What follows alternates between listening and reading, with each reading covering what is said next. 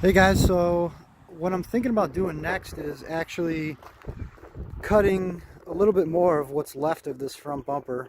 I really want to expose the front wheels, so from the front you'll be able to just see tire. Give me a little better approach climbing up on rocks and whatnot, because this bumper's plastic and pretty flimsy. There's really not much left to it after I've cut out for the winch. And underneath here I've banged it up quite a bit just running into stuff, so I am gonna miss my bumper wing eliminators. A lot of people ask me about those. You could get those at fjbumperwings.com. They're pretty cheap. I don't know, maybe they were 50 bucks or something. You could easily make them yourself, but it was nice to just order them and bolt them right on, and they've held up really nice. This one I actually clipped the tree with and bent this piece out, and I just bent it back. So I'm actually planning on just cutting this whole section off here, and if it looks like crap and I hate it, well, first off, I really don't care, and the second thing is I could either buy another stock bumper and cut it again, or just buy an aftermarket one. We'll see. So we're just experimenting.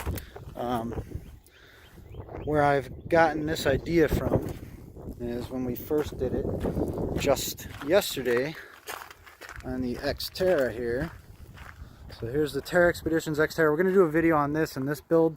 We really haven't caught up much with this. We've just been kind of building it in the background. So this is running about a 2-inch lift with 33s. We'll go over the details of that, but you can see we cut that bumper and it looks really cool from the front when it's driving behind you. So take a walk with me into the garage here. And what I've ordered is this cheap $25 windshield washer container, whatever you want to call it, little pump on it. It was 25 bucks on Amazon.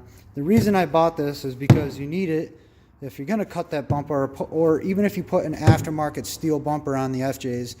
You're going to expose the factory washer fluid container, and it just hangs down right in the wheel well, and it's completely exposed. It looks horrible.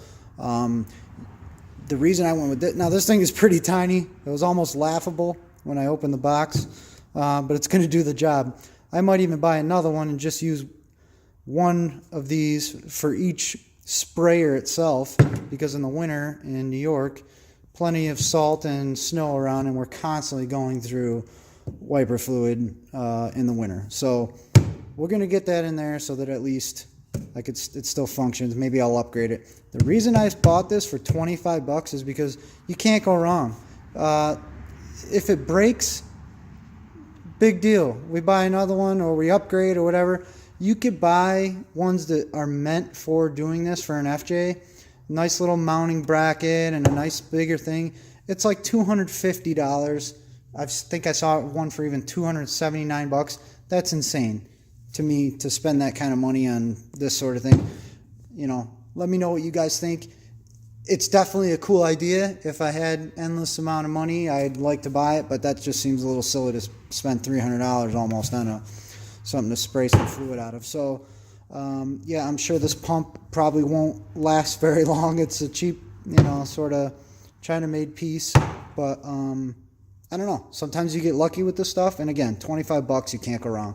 So we're going to install that before we cut the bumper so that that's all ready to working, back to normal. Then we're going to remove the factory one, and then we're going to cut the bumper out and see how it goes. So hopefully it looks pretty cool, and this is a beautiful New York day here. Not really. It's cold. I think we're at 40 degrees and waiting for spring to really get here. Again, we're going to do a video on this build, and we'll explain all that. We're going to do a video on the trailer build. All right, stay tuned.